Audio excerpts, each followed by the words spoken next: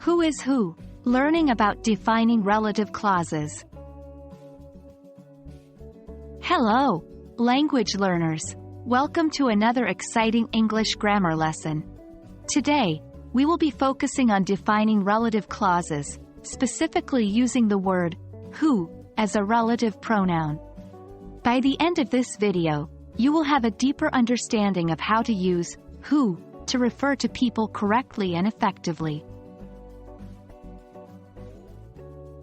Let's start with understanding what a relative pronoun is.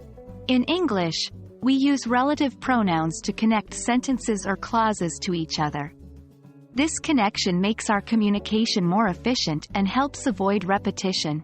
The most commonly used relative pronouns are who, whom, which, that, and whose. Today, we're honing in on the relative pronoun who. So, what's so special about who?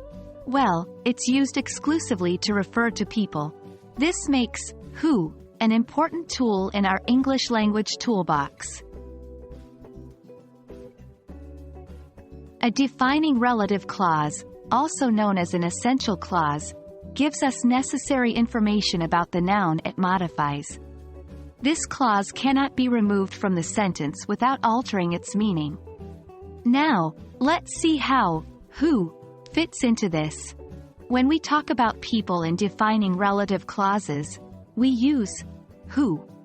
For example, in the sentence, the man who lives next door is a doctor, who refers to the man.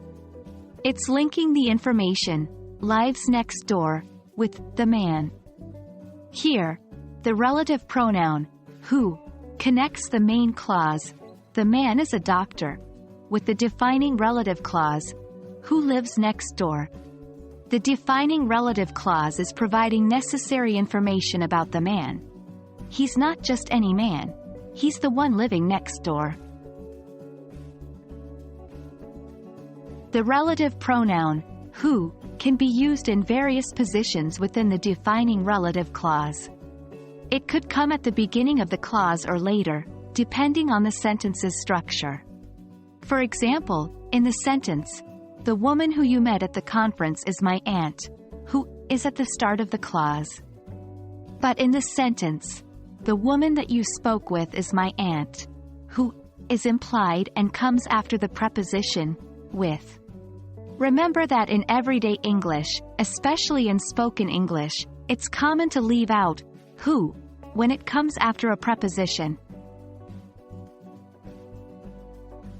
So, that's it for today's lesson on using who in defining relative clauses. Remember, who is a powerful word in English grammar that we use to connect information about people. It's used in defining relative clauses to provide essential details and to avoid repetition in our sentences. Keep practicing using who in different contexts, and it will soon become second nature.